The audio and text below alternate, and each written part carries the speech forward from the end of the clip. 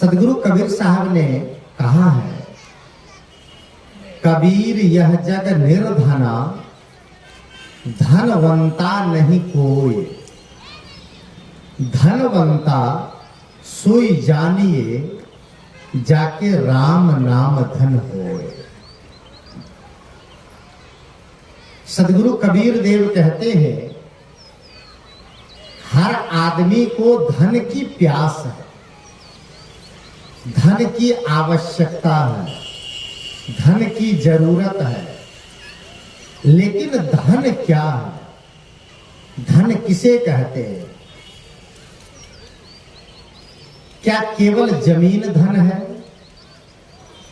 क्या नोट का बंडल धन है? क्या सोना चांदी धन है? क्या वाहन धन है? क्या बढ़िया सुंदर मकान धन है? ये सारे धन हैं। इन वस्तुओं का अवमूल्यन नहीं हो सकता है, लेकिन मैं अपने विचार से धन का वर्गीकरण किया तो मेरी नजर में 5 प्रमुख धन आए। आप लोग भी याद कर लें। धनी होना बहुत प्रसन्नता की बात है और हर आदमी के पास में पर्याप्त धन होना चाहिए, लेकिन धन कितने तरह के होते हैं, इस पर कभी विचार हम लोगों ने किया? मेरी नजर में, मेरे विचार में 5 तरह के धन होते हैं। सबसे पहला धन का नाम है जीवन धन। ये जीवन, 5 का नाम बता दूं और थोड़ी थोड़ी मैं चर्चा 5 पर कर दूं और अपनी बात को विराम दूंगा। सबसे पहला धन का नाम है जीवन धन। दूसरा का नाम है परिवार धन। तीसरा का नाम है चरित्र धन। चौथा का नाम है रुपया पैसा, जिसको कहते हैं वह धन। और अंतिम धन का नाम है शांति धन। क्या जीवन में इन 5 का वर्गीकरण आवश्यक नहीं है? जीवन हमारा कितना मूल्यवान है। सुबह के सत्र में श्रद्धे पूज्य संत श्री जयस्वरूप साहब जी ने बड़ी सुंदर व्याख्या की थी कि जीवन का अवमूल्यन करना अपने धन से वंचित होना है। अगर आपका जीवन है, ध्यान दीजिएगा, अगर जीवन है तो आगे के 4 धन भी आपके जीवन में आ सकते हैं, और अगर जीवन नहीं है तो फिर कुछ भी आपके पास नहीं है। जीवन किसे कहते हैं? जीवन क्या है? ये जो शरीर दिख रहा है, क्या यही जीवन है? केवल शरीर जीवन नहीं है और केवल आत्मा भी जीवन नहीं है। आत्मा और शरीर के संगम काल को जीवन कहा जाता है। और इसमें मूल्य किसका है? तो शरीर के तत्वों का भी मूल्य है और आत्मा का भी मूल्य है, लेकिन मूल्यवान अगर तुलना में देखा जाए तो आत्मा का मूल्यवान सर्वाधिक है, जीव का मूल्य। तो जीवन आपका धन है और यह जीवन धन बड़ा मूल्यवान है, बहुत कीमती है। सदगुरु कबीर साहब ने कहा है कि भजन बिना नर बावरे, तूने हीरा जन्म गवाया। किसके बगैर? भजन के बगैर। ये जीवन धन है, लेकिन जीवन में केवल बाहरी धन नहीं, आंतरिक धन भी चाहिए। केवल भोजन नहीं, भजन भी चाहिए। केवल शरीर का श्रृंगार नहीं, आत्मा का परिष्कार भी चाहिए। केवल वासना नहीं, जीवन में उपासना भी चाहिए, तो ये जीवन मूल्यवान बनता है। जीवन हमारा बहुत महत्वपूर्ण है। हम सुबह उठते हैं और जितने लोग बैठे हैं उनमें से कुछ लोगों को छोड़ दिया जाए तो लगभग लोग उठते ही पेट की चिंता करते हैं। लगभग लोग, अधिकतम लोग पेट की चिंता, क्या खाएंगे। कुछ लोग हैं जो उठते हैं, ध्यान चिंतन करते हैं, साधना करते हैं, मनन करते हैं, वह अपने जीवन के मूल्य को समझते हैं। भोजन और भजन ये दोनों हमारे लिए आवश्यक है। मैं आप लोगों से पूछूं, अगर भोजन क्यों करते हैं? सदगुरु अभिलाष साहब जी कहा करते थे, कमाते क्यों हैं? खाने के लिए। और खाते क्यों हैं? जीने के लिए। और जीते क्यों हैं? फिर वही सब्जी बनाने के लिए। बस गोल गोल घूम रहे हैं। कमाते हैं खाने के लिए, खाते हैं जीने के लिए, और जिए फिर कमाने के लिए नहीं, जिए जीवन को सुंदर बनाने के लिए, जिए जीवन को परिष्कृत करने के लिए, जीवन को पवित्र बनाने के लिए। और ये पवित्रता जीवन के बारे में चिंतन करेंगे तब आएगी। और भोजन और भजन, भोजन भी आवश्यक है। ये कहावत आप लोग कितनी बार सुने हैं, भूखे भजन न होय गोपाला, और ले लो अपनी कंठी माला। यहाँ पर 2 दिन का आयोजन हुआ तो पंडाल लगा, मंच लगा, माइक लगा, लेकिन जलपान और भोजन की व्यवस्था भी करनी पड़ी। अगर जलपान भोजन की व्यवस्था न होती तो बहुत लोग इनमें से नाराज होकर के चले जाते। उसका मूल्य है। लेकिन मैं पूछता हूं, दिन में भोजन कितनी बार करते हैं हम लोग? सुबह से लेकर शाम तक भोजन कितनी बार? बोल दीजिए जरा, किसी मुंह में आवाज हो तो। 3 बार। भजन कितनी बार होता है? ये हमारे जीवन की कितनी नाइंसाफी है। ये जीवन केवल भोजन के लिए नहीं मिला। सदगुरु कबीर साहब का एक भजन में कभी कभी गाता हूं, ये चुनरी है अनमोल, दिन दिन भजन करो।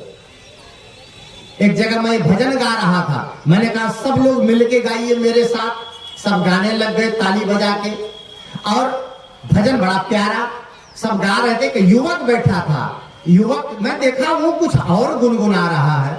मैंने कहा बाबू आप क्या गा रहे हो? कहा बाबा आप अपना काम कीजिए, हम अपना काम कर रहे हैं। मैंने कहा मैं भजन गाने के लिए बोला हूं, मैं गा रहा हूं ये चुनरी है अनमोल, दिन दिन भजन करो। लड़का कहता है, युवक कहता है, बाबा मैं गा रहा हूं ये चुनरी है अनमोल, दिन दिन भोजन करो। बढ़िया बढ़िया भोजन करें, क्योंकि ये जवानी फिर से मिलने वाली नहीं है। भोजन आप करें, वो आपकी मजबूरी है, लेकिन भजन आपके लिए जरूरी है।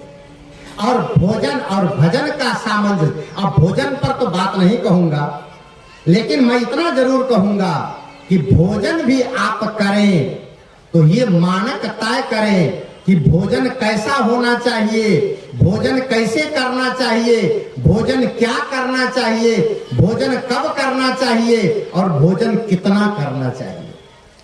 अधिकतम लोग रोज खाते हैं, पर खाने में लिमिट नहीं है और नियंत्रण नहीं है। कितने लोगों को देखता हूं खाते तो हैं, लेकिन दाल भात सान के मुंह में ऐसे डालते हैं लगता है झोला में डाल रहे हैं, चबाते ही नहीं है, सटासट निगलते जाते हैं। और वह भोजन ज्यादा मात्रा में कर लिया जाता है, वह भोजन आपके शरीर के लिए प्रतिकूल होता है। आपके पेट में कब्ज की शिकायत होती है, एसिडिटी बनती है, तमाम तरह के रोग पैदा होते हैं। भोजन नियंत्रित करें और थोड़ा कम मात्रा में खाएं। आप कहेंगे बाबा सत्संग की बात कीजिए, कौन बात छेड़ दिया? बंधु, सत्संग का ये भी एक अंग है। अगर भोजन आपका नियंत्रित नहीं होगा तो भजन आप नहीं कर सकते हैं। भोजन और भजन का बहुत गहरा संबंध है। भोजन आप भूख से थोड़ा कम खाएं। राजस्थान में जिस आश्रम में मेरा निवास होता है, वहां पर कुछ साल पहले एक साधु आए ग्वालियर तरफ से। ऊंचा डिलडाल, उसका डिलडोल शरीर ऊंचा का 6.5 फुट से कम नहीं रहा होगा, वजन भी रहा होगा कम से कम 80-80 किलो। अच्छा स्वस्थ शरीर। सुबह सुबह पहुंचा, मैंने कहा साहब आइए बैठिए। दुआ सलाम के बाद मैंने कहा जलपान क्या लेंगे? तो कहता है जलपान तो रोटी सब्जी लूंगा। मैंने कहा शरीर देख करके मुझे अंदाज लगा लेना चाहिए। मैंने कहा कि साहब ऐसा लगता है कि 10-15 रोटी बनवा दूं आपके लिए जलपान में। कहा वैसे तो मैं 70-80 रोटी खाता था। बाप रे बाप। मैंने कहा पेट में भरते थे कि बगल में बोरा में भरते थे? और सचमुच मैं सोचा मजाक कर रहे हैं। रोटी बनवाया 34 और धीरे धीरे 34 खा गए। मैंने कहा साहब और आटा सनवाऊं? तो उसने कहा रहने दीजिए, जलपान हो गया, भोजन भी तो करना है। समझिए, ऐसा आदमी भजन नहीं कर सकता है, ऐसा आदमी ध्यान साधना नहीं कर सकता है। ध्यान के लिए सदगुरु अभिलाष साहब जी कहते थे जिसका पेट हल्का और मन हल्का वही आदमी ध्यान में पहुंच सकता है। अतः भोजन पर नियंत्रण करें। मैं कह रहा था जीवन का उद्देश्य केवल भोजन नहीं है, भजन भी है। अतः जीवन आपका मूल्यवान धन है, इसको संवारें। दूसरा धन का नाम है परिवार। हम जिनके बीच में रहते हैं, याद रखिएगा, लोग बिहार में परिवार का मतलब पत्नी समझ लेते हैं। प्रायः लोग परिचय देते हैं तो कहते हैं साहब ये मेरा बेटा है, ये मेरा भाई है, ये मेरा भतीजा है और ये मेरा परिवार है। पत्नी को जब पत्नी का जब परिचय कराते हैं, अर्धांगिनी का, तो कहते हैं ये मेरा परिवार है। वस्तुतः परिवार का नाम केवल पत्नी नहीं है। परिवार का मतलब होता है समूह।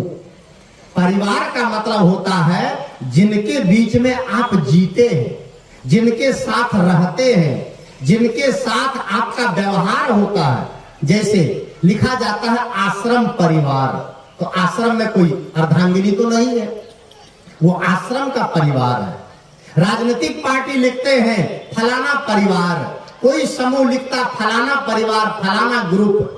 परिवार का मतलब होता है जिन सदस्यों के साथ आप जीवन जीते हैं वह आपके लिए धन है। उनके साथ आप हमदर्दी का व्यवहार करें, उनके सुख दुख में आप साथ खड़े रहें, उनके साथ आत्मीयता पूर्वक व्यवहार करें, उनके साथ मीठा बोलने का प्रयास करें।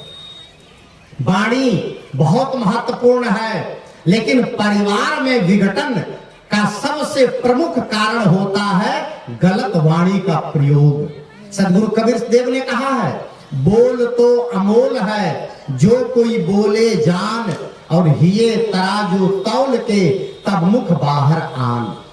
आज अधिकतम घरों की समस्याएं इसी से खड़ी होती है, बोलना नहीं आता है। सुबह नींद खुलती है, बाप, माँ, सास, ससुर, पति, पत्नी आपस में कुछ एक ऐसा शब्द बोल देते हैं जो जहरीला होता है, और वह जहर दिन भर लोगों के अंतःकरण को आंदोलित करता है। इसलिए वाणी संभाल के बोले, मीठा बोले।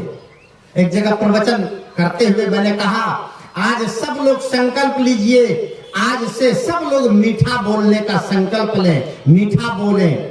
पीछे से एक बूढ़ा खड़ा हुआ, वो कहता है बाबा हमको डॉक्टर साहब ने मना किया। मैंने कहा क्यों मना किया? कहा मुझे डायबिटीज हो गया, मुझे डॉक्टर ने मीठा से परहेज किया है। तो मैंने कहा तो मीठा खाने से परहेज किया है, मीठा बोलने से तो नहीं किया है। उसने कहा बाबा जब मीठा खाना बंद तो मीठा बोलना भी बंद, ये नहीं चलेगा। आप मीठा खाना जरूर बंद कर दें, और कोई बंद करता क्या है, आदमी तो खा ही रहा है। और जब से हिसाब करें, जब से आदमी मीठा खाने लगा, मैं समझता हूं अगर आदमी 50 बरस का है तो 15-15 बोरा चीनी खा गया होगा। इतना चीनी खा गया इतना मीठा खा गया, लेकिन फिर भी मीठा बोलना नहीं आया। हमसे अच्छा तो वो पक्षी है जिसको तोता और सुग्गा कहते हैं।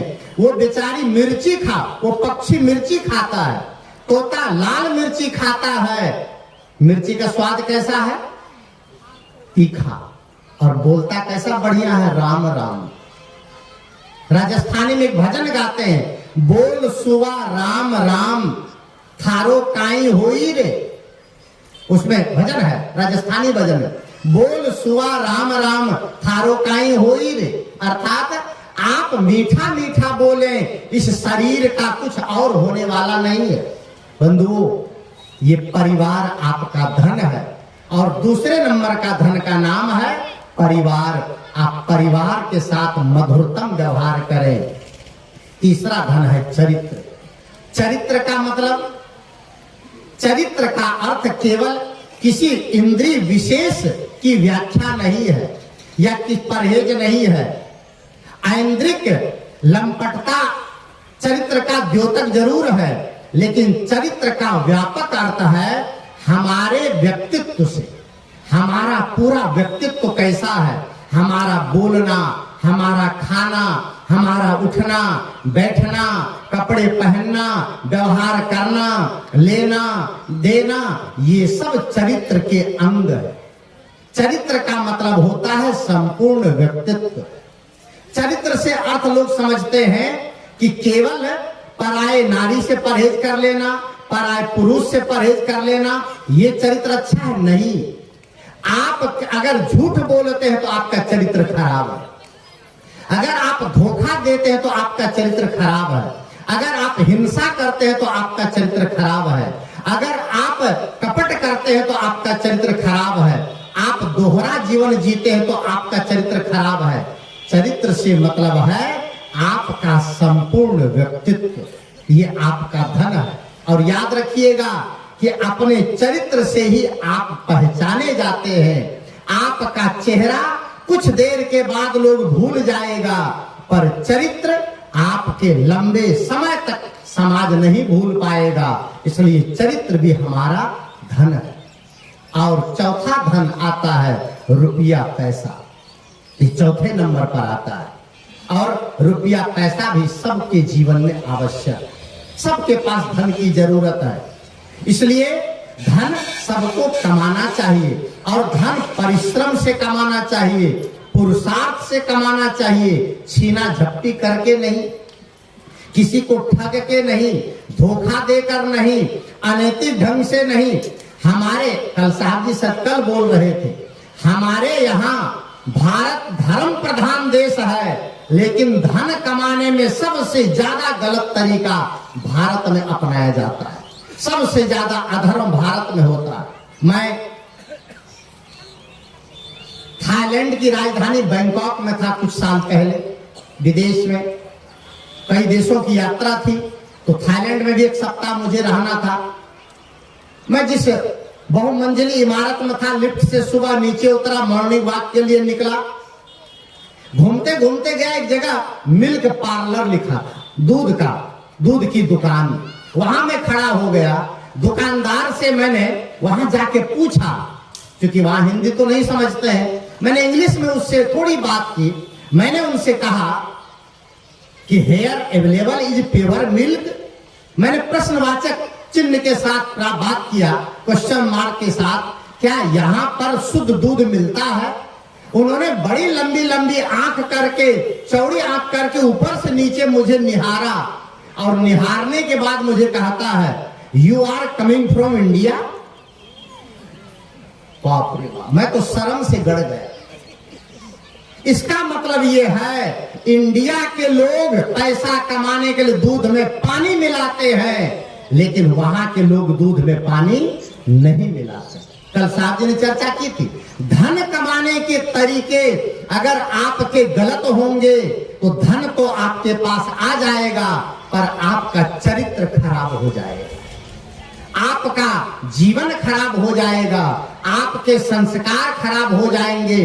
बंधुओं, अगर शरीर में दाग लगेगा तो आप उसका इलाज कराकर ठीक करा सकते हैं, पर आपके अंतःकरण में दाग लगेगा, उसको ठीक करने का कोई साधन दुनिया में नहीं है। उसका सबसे सुंदर साधन है कि आप अपने जीवन में इन धन को समझें। रुपया पैसा चौथे नंबर का धन है और वो सबको चाहिए, जरूरत। अंतिम धन है शांति। मैं अपनी बात को समाप्त करूंगा। अंतिम धन का नाम है शांति। आपके पास सब कुछ है और शांति नहीं है तो क्या है आपके पास? है आबो हवा ठंडी, कश्मीर नहीं साहब, ठंडा हो कलेजा जहां, कश्मीर उसे कहते। आदमी एयर कंडीशनर लगा करके, एयर कंडीशनड रूम में रह करके और मन के कुसंस्कारों में जल रहा है। Air conditioner, cooler, air cooler आपके शरीर को ठंडा कर सकता है, पर मन को ठंडा कर पाएगा? नहीं हो सकता। आपके अंदर की जलन कैसे मिटेगी?